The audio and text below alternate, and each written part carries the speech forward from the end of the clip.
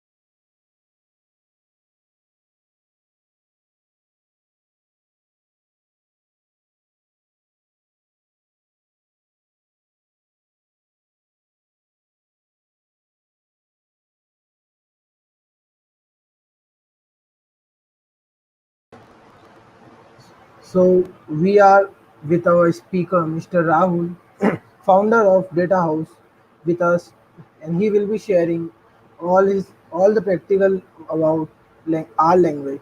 So I would like to welcome Mr. Rahul. Hi Rahul, Hi Anirudh, how are you? great, great to see you today again. So Thanks, man. so Great to be here. all the stage is yours now. All right, thank you very much. Hello, everybody. Welcome back. Um, we will continue our session.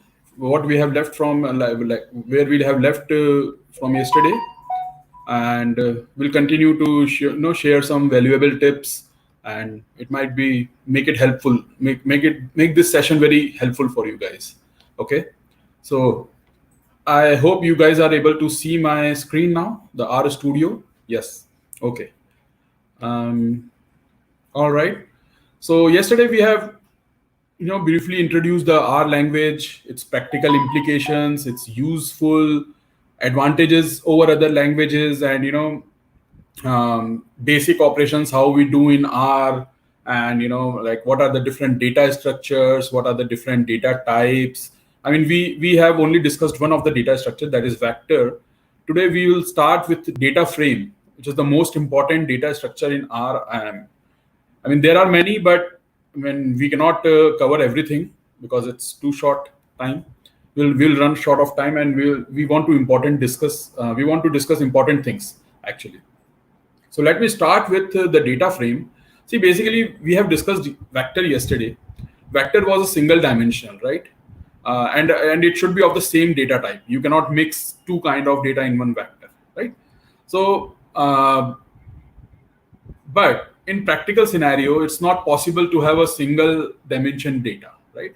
We all know, like, it's a data is always in tabular form. Okay, it is like many rows, many columns, and things like that. Okay, just a second, let me zoom in the screen. All right, so is it better? Okay. So let's look first at what how does it look, the data frame, how does it look in R. Okay, so Iris is a built-in data frame. Okay, it's a built-in data set in R. When you install R, it's come by default. Okay, so let's look at this data. Okay, so let me actually do this.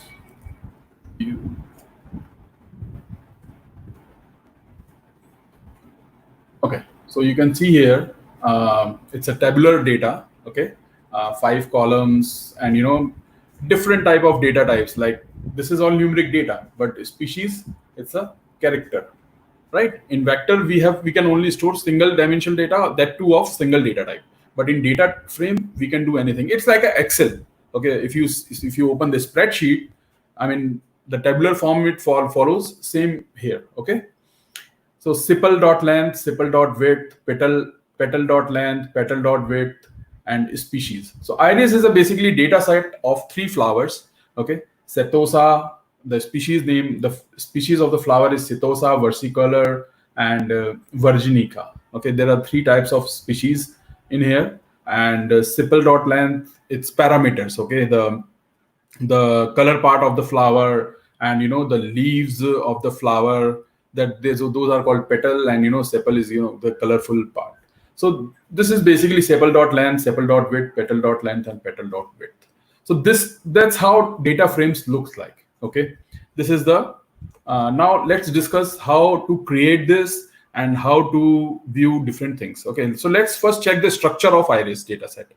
Structure, like what all columns they have, then what is the data type of the column, and things like this. So let's see structure of iris, right? So you can see in the console window now, it says it's a data frame. So first thing, it tells you that what the data type of this structure. So this is a data frame. It has 150 observations. That means it has 150 rows of 5 variables. 5 variables we know: sepal length, sepal width, petal length, petal width, and species, right? And you can see here, sepal.length is like numeric. Definitely it should be numeric, right? Sepal width is numeric, and species is a factor. Yesterday, if you guys remember, we have talked about categorical variables, right? So categorical variable is something which has a limited value, right? Basically, it belongs to a category. So if we define category as a factor, it has its own advantages, and we have discussed it yesterday. For example, I'll show you again, just to so quickly remember this. Okay, just give me a second. Where does it go? Okay, so let me type summary of iris dollar species. So it tells me that all of the 3 species have 50 rows. Okay, Setosa has 50, versicolor has 50, and virginica has 50. So it is equally distributed among different categories. Okay. Now next, so that's the advantage of using factor on a categorical variable. I mean, if we will change it to character, this summary will not display any useful information to us. No, this is, I mean, okay. So now next is head of iris. Sometimes data set is big, right? We cannot see in the single screen, and you want to just have a quick glimpse or quick glance at the data, right? So head of iris, it will display 6 rows, top 6 rows of your data set. So you can have a just quick look. Okay, this is how your data looks like. You just get the feel of of your data. Then again, it's like tail of iris, so it shows you bottom 6 rows. Okay, so again you can see, okay, virginica, and you can get the feel of this. Now you can type question and iris. Since it is a built-in data frame in R provides you this, so you can also check the metadata, actually the data about data, metadata of this data frame. So when you type there, see some Edger Anderson's, this data is generated by Edger Anderson's. Okay, this famous Anderson's iris data set gives the measurement in centimeters. So basically, these are all centimeters, this values of the variables sepal length, width, petal length, and petal width, respectively, for 50 flowers from each 3 species of this. The species are iris, setosa, vator. So you can see here, it has all the descriptions, like then it has all the column descriptions and everything. So for any built-in data frame, you can type iris question mark, question mark, and then dataset name, and there you go. You have all the explanation, right? Now let's see how to create a data frame. Okay. Normally you don't need to, but you should know that how to create a data frame. So suppose this is a vector player name where you have different players like Rohit Sharma, Kohli, Dhoni, and the runs they have scored, and there is strike rate. So strike rate, you can see I put it in character. Now what you can do is, let's create this vectors and then create a data frame. So data.frame is the function, data.frame, and then put all the vectors inside it. So that's it. And your data frame is created. Now let's look at the team one. So if you see, there are 3 vectors, right? They are of the single dimension and single data type. And we have combined them to create a data frame to have a mix of the data. Okay, so you have numeric also, like 5000, 7200, 8900, and all this. And then let's check the structure of this. So it says player name, okay, factor with 3 levels. Now it has put the name into factor, and that's the by default nature of R. Okay, whenever it creates a data frame, it treats string as a factor. Okay, now we need to manually change it, right? I mean, it depends on your requirement if you want to do it or not.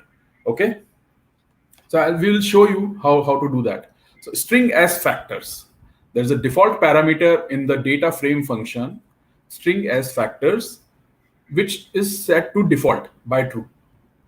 Now you have to make it false to not consider character as a string, right? So what you can do here is team character data frame, similar code, but just put an additional parameter, string as factors is equal to false. Okay, now let me run this and then check the string structure. You can see here it's character now, right? Strike rate is also character right now. Okay. Any questions so far? Anything you have not able to understand? I just want to check, whether I'm clear, or whether you are able to see my screen, and am I audible considerably, and I'm not going fast or I'm not going slow, things like that. Anything? All right, let's move forward.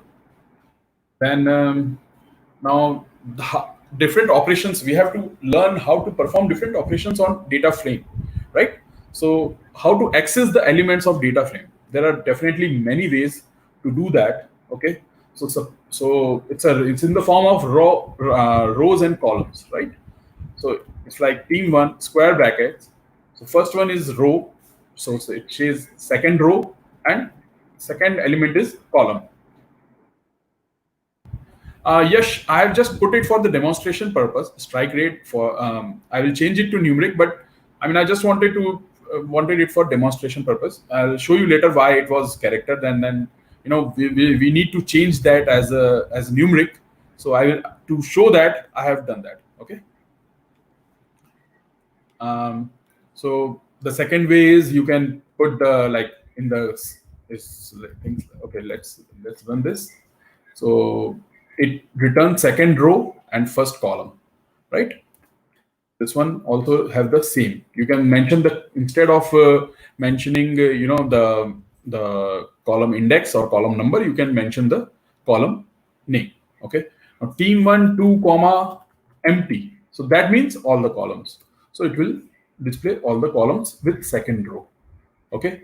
Now if you want to access individual column, you can say team $1 total runs, and it is very useful in any operation. You will need this. Okay, so team $1 total runs. Okay, now as I said, sequence, we have gone through this sequence thing. So 2:3, what does it mean? Second and third, right? I mean, if you will say here second to fifth, it will say 2 3 4 5. It will take all of them. Okay, by default the gap is of 1, but you can manipulate it using sequence function, which we'll discuss. Okay.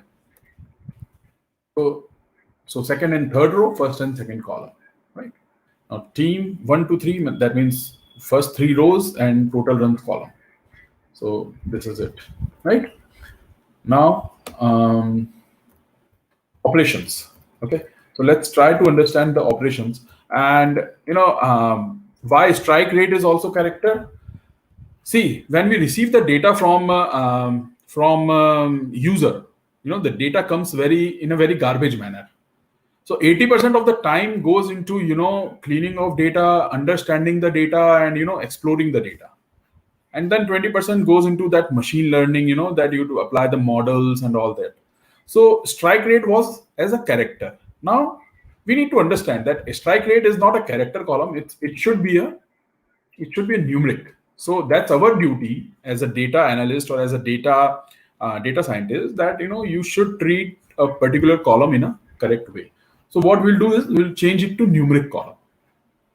We'll do that, okay, or we can do that right away. I mean I can show you that how to do that. So what we need to do, team $1 strike rate, right?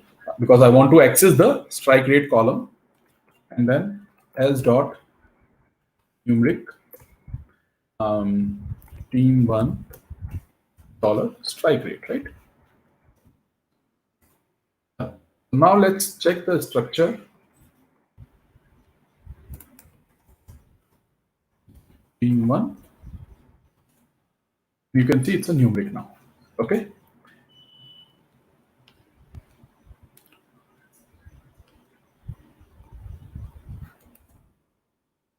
All right.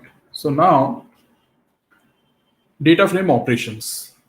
Player name is a vector, Jadeja, Ashwin, Rena. There's another. There are another 3 players, right? Now I've created another data frame which has next 3 players. So now complete team. So what I want to do is I want to add this to data frames. Okay. What I want to do, I want to add a row wise, right? Because I'm adding more rows to the existing data frame.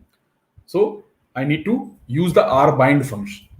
So this is a rbind function, and let's see, and then display the complete team. So it is added successfully. Jadeja, Ashwin, Rena are added to the bottom. Okay. Now you want to add a columns. Suppose you want to add more attributes to the existing data frame. So what you will do? Player age. That's you want to add age and the number of 6s it has it. So this is it, and you create another data frame and then do the column bind. Basically, you want to add columns, so you do column bind, and you can see that player age and hit 6 is added. Now there are different ways to do this, so I'll share the script if you want, but I think that's it as of now. So today our focus will be on data visualization. Okay, one more thing I want to cover here. See, normally you don't create a data frame. Data always comes in the form of I mean, it can come from CSV, or it can be a Excel file, or it can be a database. It's coming from another database, or it can be a JSON data or anything. So, right, we have to import that data, and the data frame will be automatically created. So what happens is, for example, as I showed you yesterday also, there is a file bollywood.csv. Okay.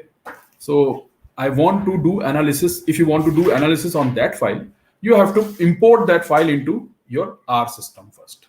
Okay. So what you will do for that? Let's name the data frame Bollywood, and read.csv. It's a function in R. So it basically read the CSV file. Okay. Name of the file, and you can give the path of the file where it is kept. Okay. Or you can do like session, set working directory, choose directory. So it's already chosen, right?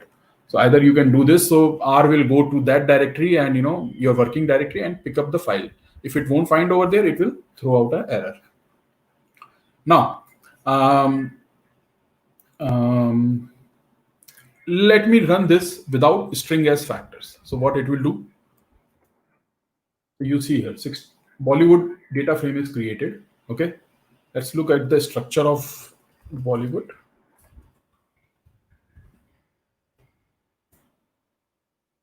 You can say here, movie, it's a factor, right? Because by default it treats string as a factor. That's why movie becomes factor. But it should not be a factor, right?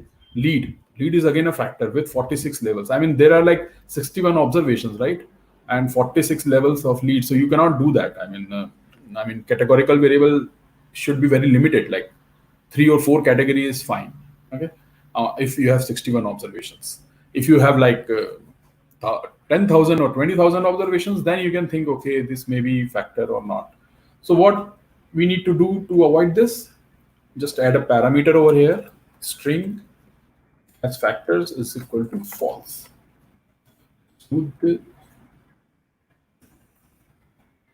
Case sensitive. So now let's check the structure again. You can see movie is character now. Lead is also character. Verdict is character. Now you have more control. You can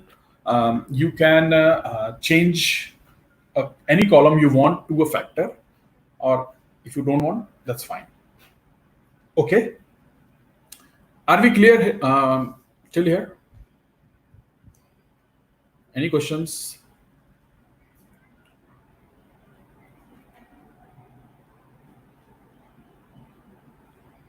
I have told you this, Yash, right? Why strike rate is also character. We need to change that to numeric, so it's fine. Okay, let's move forward. So today our main topic is the visualization, data visualization. So let me try to explain you what is the need of visualization, right? When you work in any industry, when you work in any organization, the top management always looks for visualization. They don't understand. I mean, if you will display them the Excel sheet, or your report generated in R, and you will display to them, they will not accept it. They are not going to go through the entire data points. Okay, so suppose you have 50,000 data points, you cannot go to the every point. Or even if you created summary, you have to look very, very carefully, right? So that's not easy.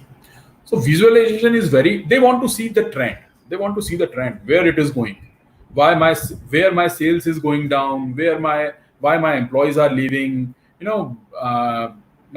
things like that. So they want to see a trend, and they want to see it graphically. So visualization is very important for any data scientist.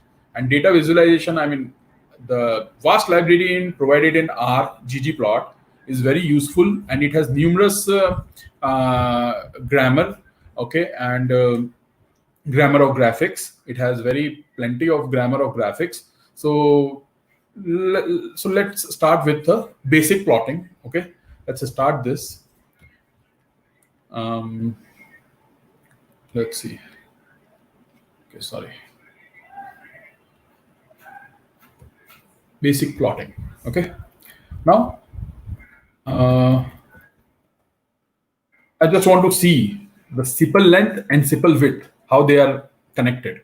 What is the connection between them. So basically, it's very useful for exploration of the data also. Right? I mean, looking at the numbers, numeric numbers, you cannot see anything. You cannot see the relationship between the variables, right? But it is very easy graphically. Let's see. So plot iris dollar sepal dot length. So it will take on x-axis, it will take sepal dot length, and on y-axis, it will take sepal dot width. Okay. Zoom. So you can see this, right? Can you see this? Yeah. You can see this? Yeah. Okay. So it's clearly visible. Okay. It's like all the 150 data points are there. Okay. All the 150 data points are there in the x-axis and y-axis, and it is displaying the sepal dot length and sepal dot width. And you can see there is no relationship. There is no trend clearly, right? So, okay, that's one finding. Now, let's close this. Let's add a points to it. Okay. So that's a plot, right? Now we want to add more points to it. So there are more variables, right? Petal dot length and petal dot width. So we want to add them to the analysis so that we can find the relationship between them. So let me add the points, and if you can see here, zoom. So you can see the red points over here, right? So that's how you can add more points to it. Okay. Now there is one more column, species, right?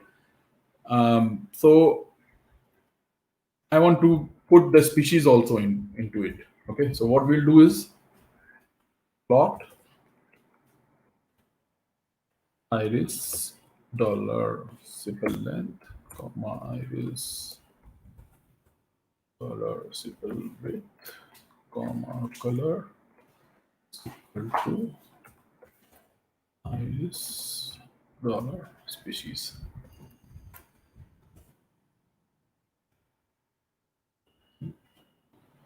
Right. So you can see it is displaying the species. The red, there are 3 species. So there are 3 colors in it. Okay. I mean black, red, and green. If we don't use string factors, then character will remain as factors. I mean, you can change it manually also, Yash, right? I mean, after importing the string, after importing the data frame, you can go ahead and you do it like we did it. We did for numeric. You can do the same way for factors also.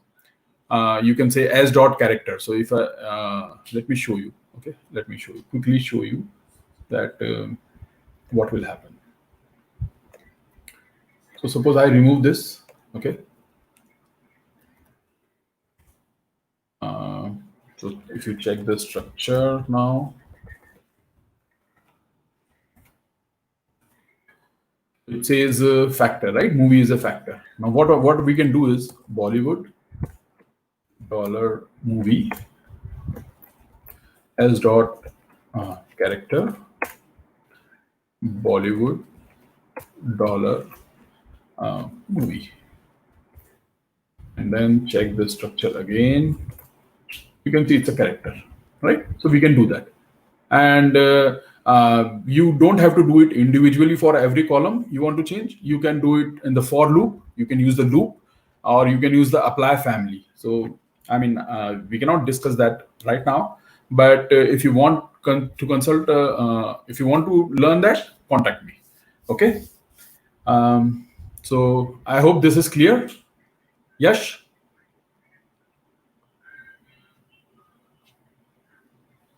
All right. So this is this. So this is basic plotting, right? Now there are different plots. Okay. So let's look at those. Histogram. Now what is histogram? First of all, what is histogram? Histogram is basically, it tells you that, okay, suppose you have 100 employees, right? And of course, I mean, every one of them have a different salary, right? So suppose you want to see the plot salary versus employee. Okay, so you cannot plot 100 points, and you cannot get any insight out of it. So what you will do is you will divide the range. You make the range. Okay, 10,000 to 20,000 in one bucket, then 20 to 30 in one bucket, 30 to 40, 40 to 50 in one bucket, things like this, and then plot. Okay, so that's the job of histogram. Basically, bar chart, what it does is it gives you the count for every variable, and histogram, what it does is it's the same as bar chart. It's used for categorical variable, but it divides the data into the buckets. Okay, so let's see. Hist is the function for to plot histogram. Iris $simple.width, right? So what it will do is simple.width, it will take entire column, okay, and it will by itself it will decide the bucket, and put the values into that. So let's see. So you can see here, he decided R decided itself the range, and plot the histogram. So you can see most of them have the width between like 2.75 and 3 centimeter. This is the highest, right? It's almost 35 flowers. 35 flowers have the sepal width ranging between 2.7 centimeter to 3 centimeter. That's how you read this graph, right? So that's an important insight to have, that the most common sepal width for entire species is this. Okay, now you can type question mark and hist, and just to see that what all parameters are needed and everything to go in detail. Okay, similarly you can do this petal.width. So you can see here, so you can see it's a good observation that petal is always smaller than sepal width. Petal width is always smaller than sepal width. Okay. Box plot. This is, and remember one thing, we are discussing basic plot. Basic plot, this comes by default with the R. You don't have to import any library, or you don't have to use any functions outside. So this is by default. It has its own limitations, right? And then we'll discuss the entire graphical library. Then you will come to know that what are its limitations and all that.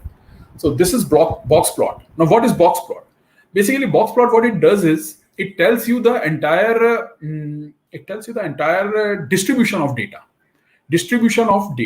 Okay. So let's see. Okay. So this is the distribution of the data. It starts from here and it goes till here. Okay, and then this is basically the top line at 5. This is a third quantile. Okay, so that means 75% of data. This is a first quantile, which means 25% of data. This dark line, this is a median.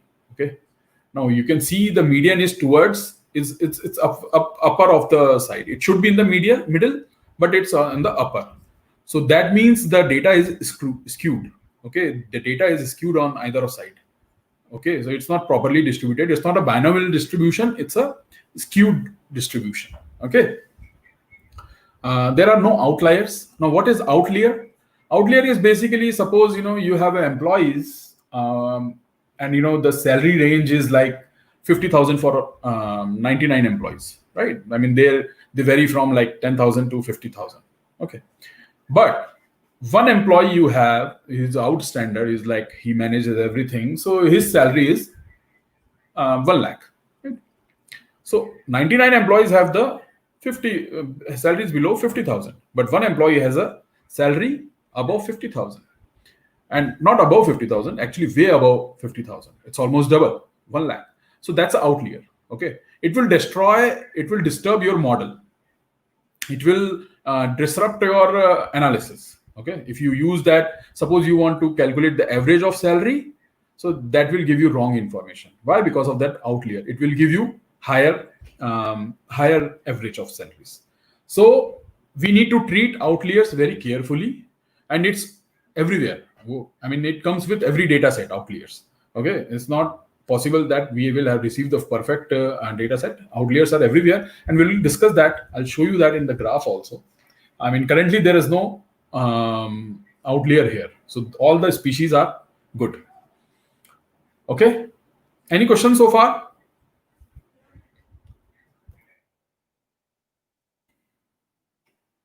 Okay, so now let's move towards Ggplot. I'm very excited about it since it's a very good library, very vast library, and it is very useful in many sense. Okay, so just a second. Right. So Ggplot. So in R, to use any library, first you need to install that library. Okay. So first you need to install the library from CRAN. So it will do it automatically. You have to just use this command: install dot packages double quotes ggplot2. Okay, that's the name of the library. So you have to install this. Now, since this is already installed in my system, okay, so after installing, every time you open the session, so once it is installed, it is installed. Okay. Now to load it into the system, you have to do library ggplot2. Okay. You can use the search function to see which libraries are active in your system, in your session. So you can see here, right? Graphics, dplyr, ggplot2. So ggplot2 is already loaded in my system, so I don't need to do that again, right? And library ggplot2, I don't need it, but you guys may need it. Okay, so that's how you load the library into your system. Okay, once it is loaded, you can use any functions available in ggplot2. It's like if you guys have written C language, include those header files you need to include every time. It's like that only. Okay.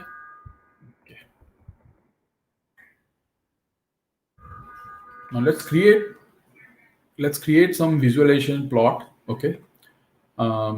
Just a second. Can I have water? Pani?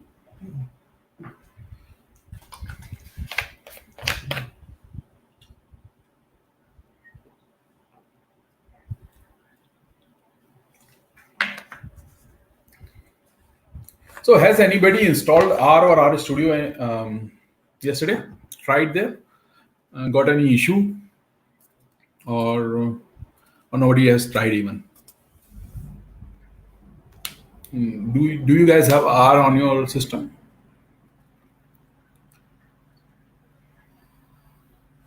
I just want to try to make this session more interactive. So if you can reply, that will be great. I mean, that will help me understand, your understanding. All right. So let's create visualizations using Ggplot. Okay. Now we are going to use different data set for this. Again, it's a built-in data set. Okay. So empty cars. Okay. Now this empty cars is basically it will give you all the car information. So let's type question mark and then empty cars. Roll enter. Motor trend car road test. Okay. The data was extracted from 1974 Motor Trend US magazine and comprises fuel consumption and 10 aspects of automobile design and performance for 32 different automobiles. Okay, 1973 to 74 models.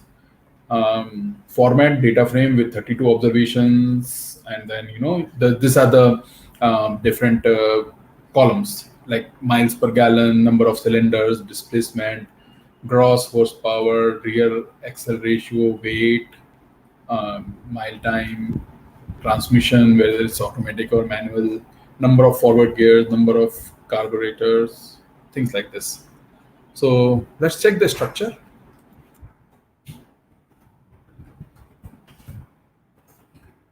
You can see it's a data frame, 32 observations of 11 variables, and all of them are numeric, right?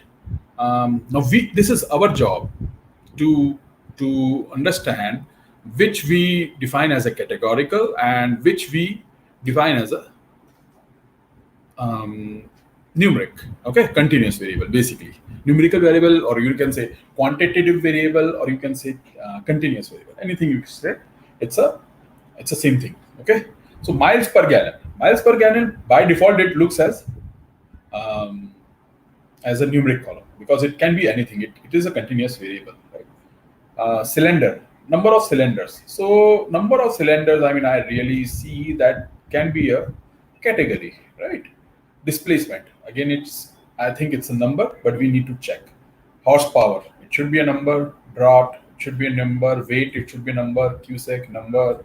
VS, it says 00. So if you can see here, it's like 00111. So I think that's a categorical variable which has only two values, 0 or 1.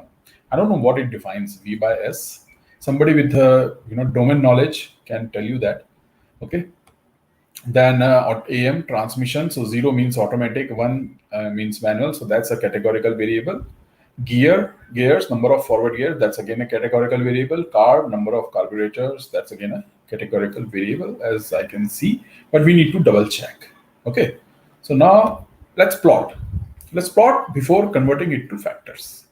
Okay, so this is the first plot using Ggplot and using this built-in data frames, empty cars, plot, cycle, plot, cylinder on x-axis and MPG on y-axis. So let's do this. So the function name is Ggplot.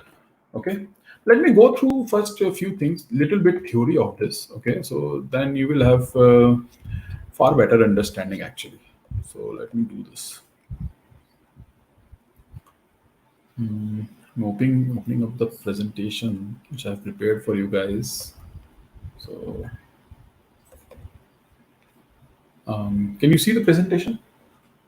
Okay. Can you see this? No, I can't see now. You cannot? I cannot. One second, let me check that. Share screen.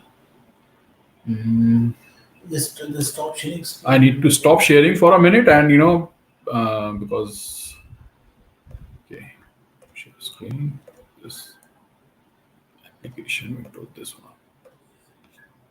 All right. Now you should be able to see it. I can see yours only. Yeah, now I can see. Right? Okay. Source of driver. Okay. So grammar of graphics. Entire Ggplot 2 library is basically built on the concept of grammar of graphics. Okay. There are three essential grammatical elements. First is called data, the data which you want to plot. Okay. The second is aesthetics. So aesthetics is basically scales onto which we map our data. Okay. X-axis, Y-axis, color, shape, right, and all those things. Geometries, that's a visual element of your data. Which plot you want to use, that gives the geometry, like line chart or bar chart or histogram or I don't know, box plot, anything, geometries, right? So that's a grammar of graphics. That's three basically essential grammatical elements which you need to plot. Okay, it's like a mandatory arguments to the Ggplot function. Okay, data, aesthetics, geometries. Okay, now next, optional layers. So there are like 4 optional layers which you want to use to give a better look to your system, to your graph, right? Statistics, like you can add a smoothing curve, or you can add a smooth layer, or you can add a linear model, or whatever you want to do statistically. We'll discuss that. Okay, coordinate system, that which coordinate system you want to use. Then facets are basically you can say, suppose you have like 6 categories into your data, and you want to have a separate window for every data. So you can create a facet. So that's optional layers, but it will give you better look. For better understanding, we will use all the layers. Okay. Now, third, jargon for each element. So data means variable of interest. So whatever you have, like cylinder or a miles per gallon or anything like that. So for that you have data. Aesthetics, as I said, x-axis, y-axis, color, shape, fill, size, labels, many things. Geometries means line chart, bar chart, point chart, whatever. Themes, non-data ink. It's just for beautification of your graph.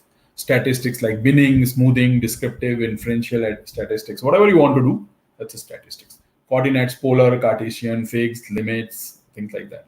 Facets, columns, rows. So basically facet, like different window for every category. Okay. Any questions so far? Now we will implement this in R. So that you'll have clear understanding that what I'm doing. Okay. Sorry. Share screen. Share screen. Application window. R Studio. All right. So now, now I can write this code. Okay. So Ggplot. Okay. Ggplot. Then you can see here, as I hover over it, you see the entire description, right? So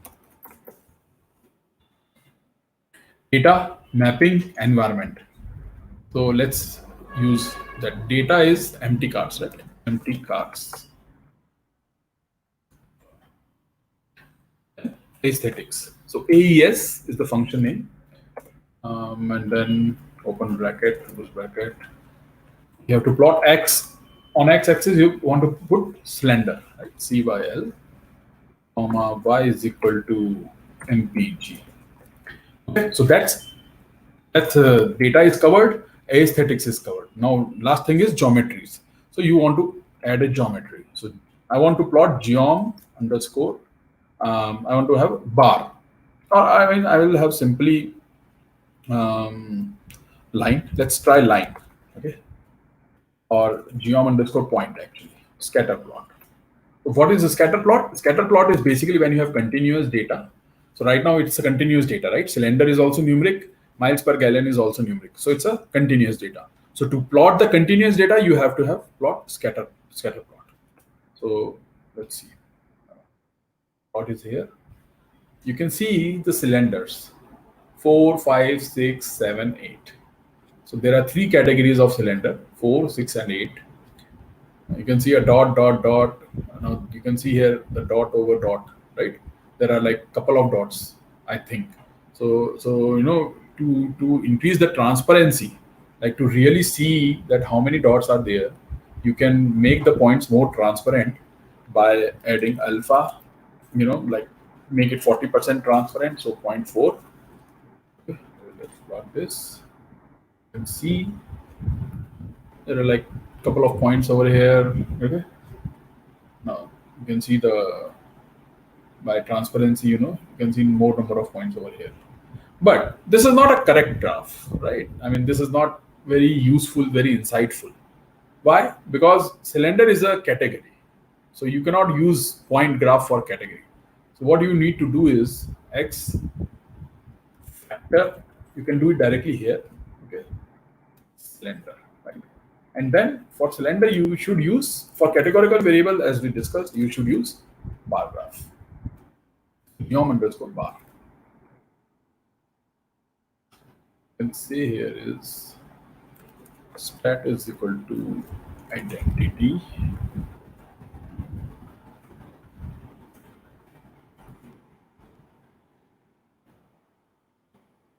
So that's our first graph. So you can see that, okay, 4-cylinder cars have the highest miles per gallon.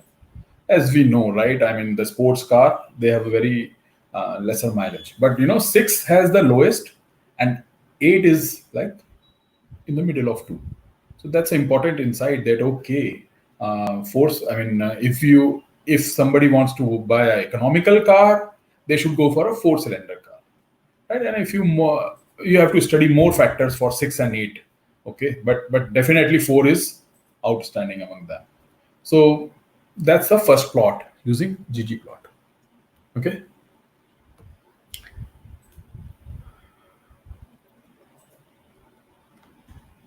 And that's already we have discussed.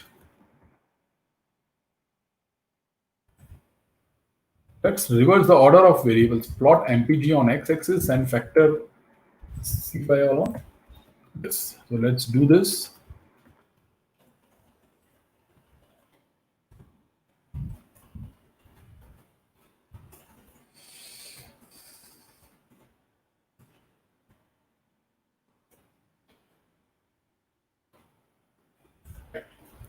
So again, not good.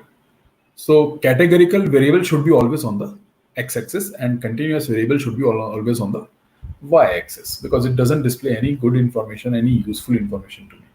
So we need to understand this also, that which goes where in the aesthetics. Okay. Okay. Now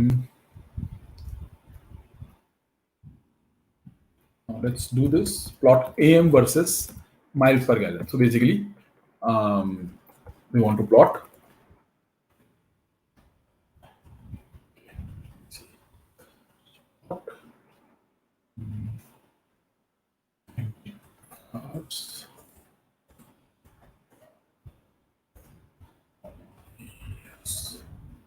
x is equal to miles per gallon, AM, comma, y is equal to miles per gallon. And again, since AM is a numeric column, MP miles per gallon is a numeric column, you should plot point, scatter plot. Again, there are only two values, 0 and 1. As we know, 0 is for automatic transmission and 1 is for manual transmission. So, so again, we need to change this to factor. Okay. So let's do this. Should you use factor here? Yes, because it's a categorical variable and it will give you useful information only when it is treated as factors. You have to put so I used point only, so that's why you can see 0 and 1, only two categories shown here, and it doesn't make any difference, because again I have to put stat is equal to identity. These are some conventions, some you can say syntax thing. So little difference. So we don't gain much for miles per gallon. Even my car is automatic, or my car is manual. So I'll prefer buying automatic, since it's not impacting my my average of my car. So I will go for the automatic transmission, since it's easy to drive. Okay. There are other factors you should look into, but I mean, by looking at this, I conclude that. Okay.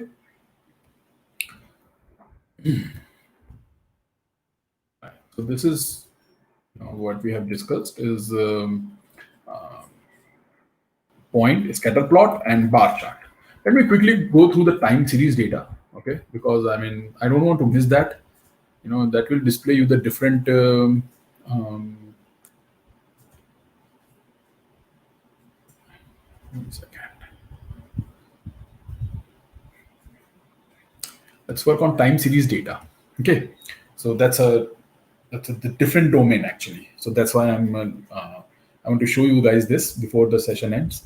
Lines are typically used to plot trends over time, right? So suppose your weather analysis today is what that you keep watch at weather, even for hours also, like 8 o'clock, what is the weather, 9 o'clock, so the lines are typically used to plot trends over time.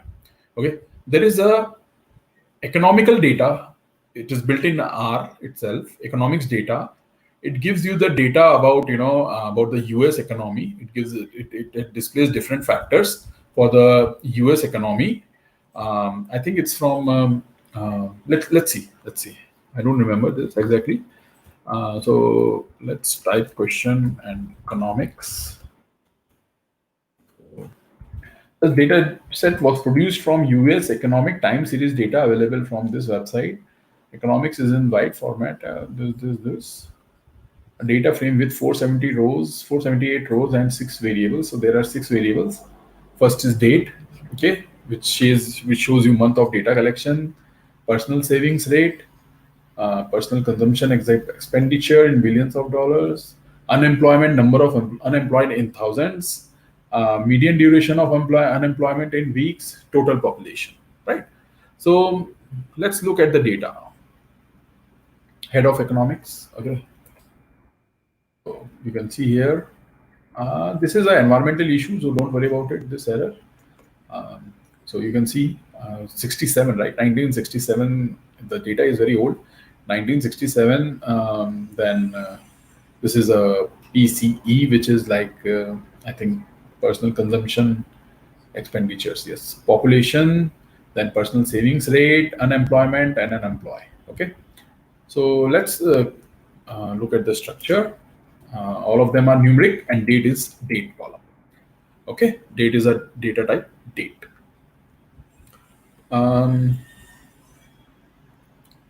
Okay. So now I want to check the how unemployment. I want to see the trend in unemployment. Okay. So what I'll do is Ggplot, the data frame economics, aesthetic on x-axis. I want to see date. It should be always there on the x-axis. The time should be always on the x-axis, and y is equal to unemployed. Let's remove this for a minute, okay, so that, and let's remove this also.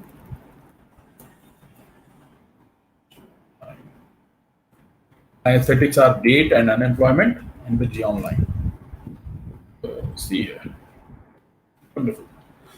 So the data starts from basically 67. So we can see here, right? It starts from 67, and you can see there is a steep rise in like between 2000, I think 8 and 2009. There's a steep rise in the unemployment. I think that's a housing bubble thing, that recession, 2008 recession. I think that's where that's when it's there. Okay, so you can see the steep rise in the unemployment and then slowly decrease over the time. Okay, so that's what you see. I mean, it goes and then it goes up, then it goes down. Every few years it goes up, then it goes down, then it goes down and goes up, then goes down. So it has a similar sinusoidal pattern actually, and which happens in US. It happens regularly that after a couple of years, after a few years, they will have some recession or some slowdown, and they will start firing people, and then unemployment rate increases, and then economics come back on track, and they start hiring people. So that's a common trend in US. I've been there. I lived there for 4 years, so I know how it works. Okay, so this display is very good, but there's one more thing to consider here. The population was very less during this time, right? And it is very different from this time, right? It should, of course, population increased over the time. So we need to consider that also. So we need a fraction. We cannot count, because you should compare apple to apple. You cannot compare apple to orange or apple to papaya, right? You should compare apple to apple. So what we'll take is we'll take a fraction. Okay, now unemployment divided by pop. So that will give me the fraction of unemployment out of the population. So basically it's a percentage. So percentage will give you the exact figures. Let's do this. Slow, little change, not much. So that shows that how the consistent is the hiring and firing case in US. That proves my point, that what I was saying, that it's a common practice over there. Okay, that's this. Then let me see.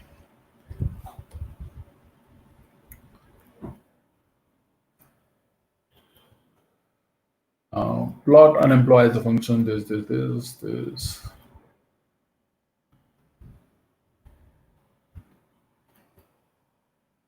All right. Now let's look one more data set, diamonds.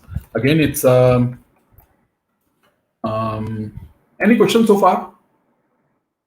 I mean, this will be my last topic, because we will be running out of time, and I want to give you guys 5 to 10 minutes for questions also.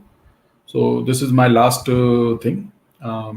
Let's quickly go through this. So let's check the structure of diamonds data frame. There is another data set of diamonds. It's again built-in data set. So let's check the structure. So it has Data frame 53,940 rows, so quite bigger database, quite bigger data frame. Observation of 10 variables. There are 10 columns. Caret, which will give you how much carat the diamond is cut. There is a there's a quality of diamond. So see, other than technical knowledge, you also need domain knowledge, right? But it comes with experience. So domain knowledge comes with experience, but technical knowledge you can gain. So cut is what kind of cut has a diamond. So fair, good, average, bad, things like that. Color, clarity, depth, table, price, and then XYZ dimensions. It's a 3D thing. So XYZ dimensions, right? So what I will do is first, before going into this, I want to clear the environment. So remember yesterday I told you how to clear the environment. So remove RM list ls. So everything is gone here, right? Now let's do this. Plot caret on x-axis and price on y-axis. Now you can see caret is numeric and price is numeric. I mean, it's an integer, it's a numeric, right? So you use scatter plot. So let's do this. Ggplot. Let me show you another way also. So diamonds, then pipe operator. So this will basically, it's like you can use for entire script. You don't have to mention everywhere that this is the data set, and this will give you now the next command can give input to the next command to it, right? So it's like a chain operator, you can say. So ggplot, no, I don't need to put a diamonds here, so I can directly put aesthetics, and they want me to plot caret on x. So x is equal to caret, and y is equal to price. Okay, and then geometry. So geom underscore point. Since it's a numeric continuous variable versus continuous variable, so I will prefer scatter chart. Okay, wow. So, oops, sorry.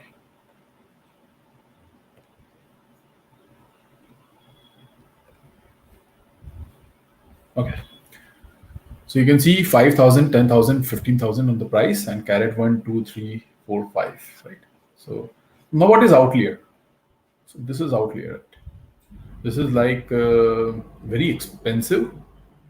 Okay.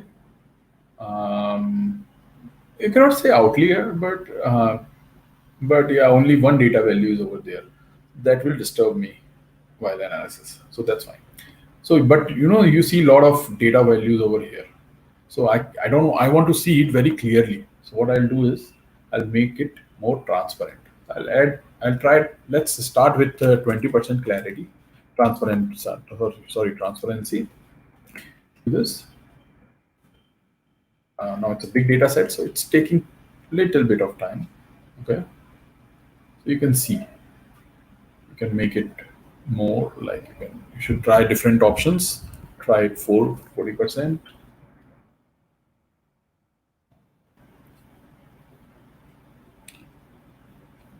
There you go. So you can see a lot of densely populated here points. Okay, most of the data values over here. Okay.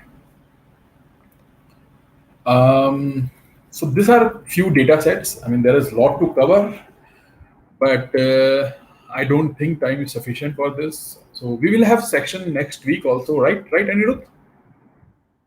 I think we have session next weekend also. So we'll try to cover more on this and introduce new concepts of advanced functions in R for data cleansing and for exploration of the data sets and all that.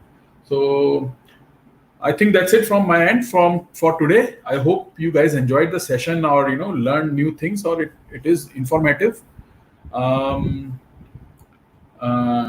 open this forum for questions and answers. So if you guys have any questions, just put it in the comments.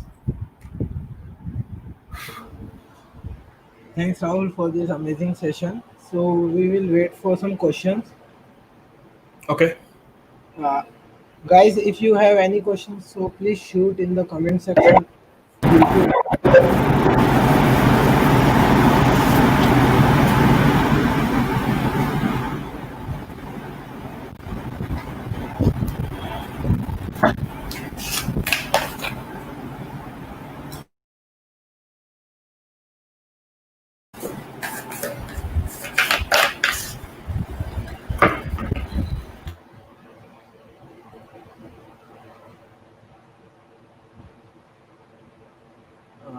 There is a question from Yash.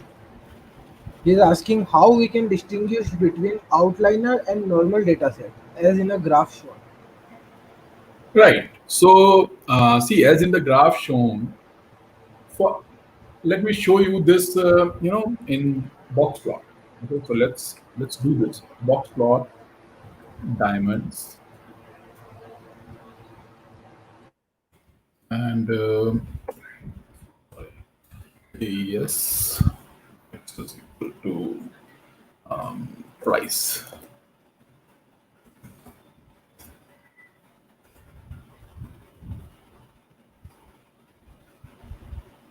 So see, for example, I just want to see for the price, the box plot I have plotted for the price.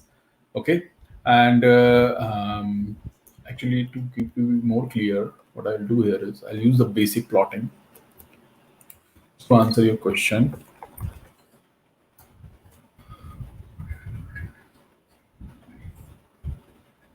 So you can see the first quantile over here, the third is here, and these are the whiskers. This line and the bottom line, they are called the whiskers. This is head whisker, this is tail whisker. And this black line, this shows the number of outliers. So they are outliers. So they are outside of this range, right? This will show you that, okay, boss, we need to, I mean, you can do this for every variable you want, for any variable you want, or you can check for, caret. Let me see if we have any diamond which has a very unusual value. So you can see here, right? There's a lot of here. Then there is the one with the 5 carat. This is outlier. If you talk about particularly carat, then 5 carat, there is only one diamond for the 5 carat. This is outlier. Normally the range is this, up to 2 carats, starting from 0.3 to point, but 70, but most of the data ranges between 5.5 and 1. You can see here, right? But there is outlier like for 5 carat. So it's easily seenable. And that's what the main purpose of box plot, to see the quantitative distribution. So before doing any analysis, that's what I said, right? Before exploring, see, first step in the data science is to get the data, to integrate the data from different sources and get it into one place, right? Then you do the merge and you do different things to do that, to accomplish that. Then the second step is cleansing and analysis of data. So this is the place when you look for outliers. This is the place when you look for null values, right? How many null values are in your data set? And this is the place when you check for outliers, null values, garbage data, and all that. And this is where you should use box plot to distinguish clearly. Now you can treat them. You can either you can ask user that what should I do with this kind of data, and because it will definitely hamper my model. Then you can either get rid of it, or you can, I mean, it depends on user. Actually, it depends on domain, that how you want to treat this value. All right, Yash.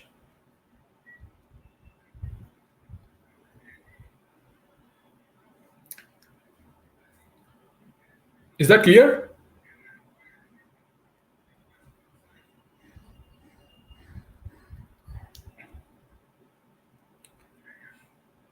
I'm not sure if,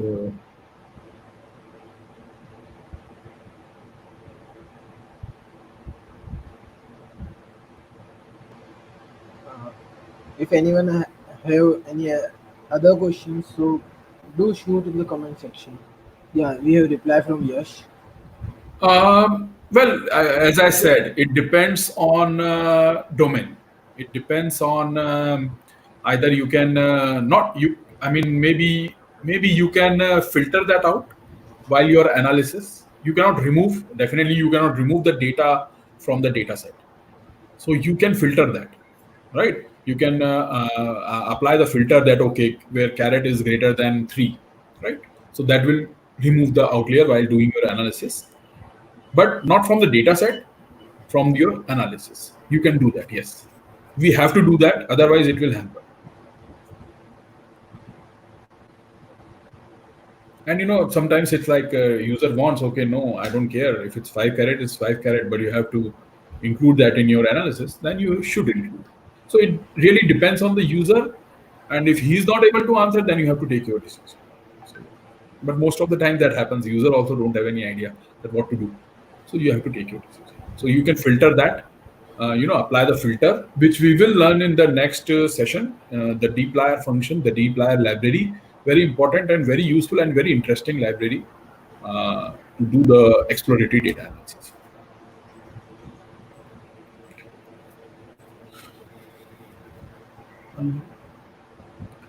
Yeah.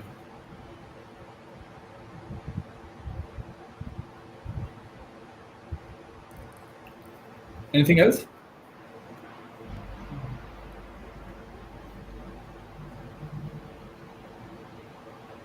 So I think everyone is clear about the topic, and thanks for this amazing explanation about our language.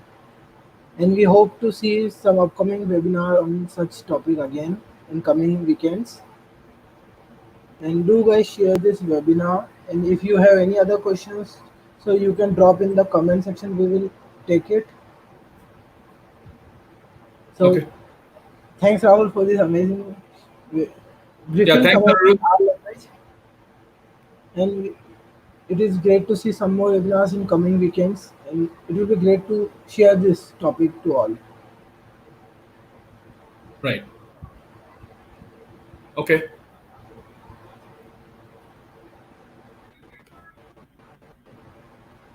Thank you.